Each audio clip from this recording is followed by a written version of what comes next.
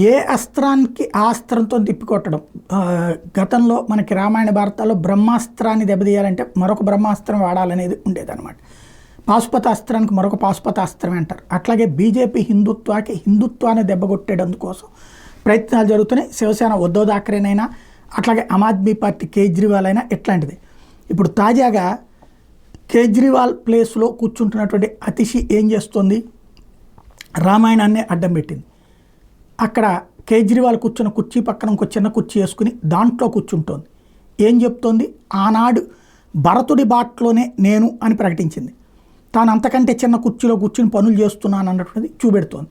తద్వారా రామాయణం నాటి కష్టాలు, రాముడికి నాటి కష్టాలు రావణుడిని వల్ల వస్తే ఏది సీతని ఎత్తుకుపోవడం, అదే సందర్భంలో పవర్కి సంబంధించి అక్కడ వచ్చినటువంటి సమస్య కైకేయి వల్ల వచ్చింది. కైకేయి తన బిడ్డకి పట్టాభిషేకం కోసం పెద్ద బిడ్డ అయినటువంటి రాముణ్ణి అడవులకు పంపించింది. ఇప్పుడు తమ పెద్ద ఆయన అయినటువంటి కేజ్రీవాల్ని జైలుకి పంపించి బీజేపీ తప్పు చేసిందని చెప్పేందుకోసం నాటి రామాయణాన్ని వాడుతోంది అతిషి.